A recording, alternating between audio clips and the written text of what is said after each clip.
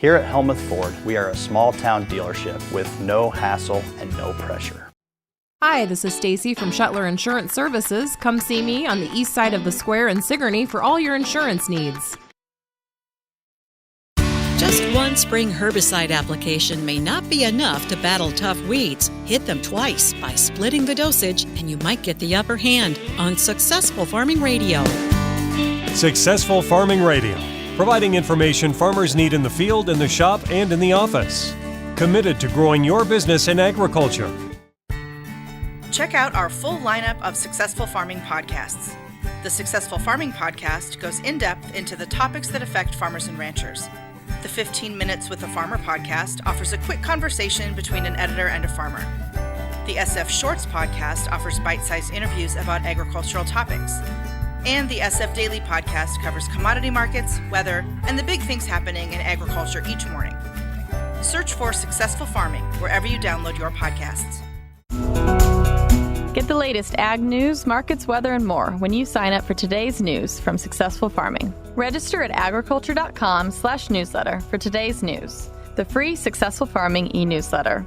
Once a day, you'll get an email packed with relevant news hitting the ag industry online and around the nation, along with the 3 big things happening today. Visit agriculture.com/newsletter to subscribe to today's news from Successful Farming. A single pre-emergence herbicide application in the spring to control challenging weeds like water hemp can lose its effectiveness before the weeds hit their summertime peak. Splitting or layering residual herbicides is a strategy that will extend the duration of weed control. For example, you could apply 60% of the labeled rate before planting, then put down the remaining 40% later on. Mike Harper is the Industry Relations Manager for FMC Corporation. He says the company works with growers on the need for a long residual pre-herbicide to get a jump start on weeds. It's applied by the grower in the spring and gives them that 30 days or more period of time that prevents weeds, especially tough control weeds like water hemp, from germinating through the soil. And then complementing that with a planned post-application, approximately 25 days after planting.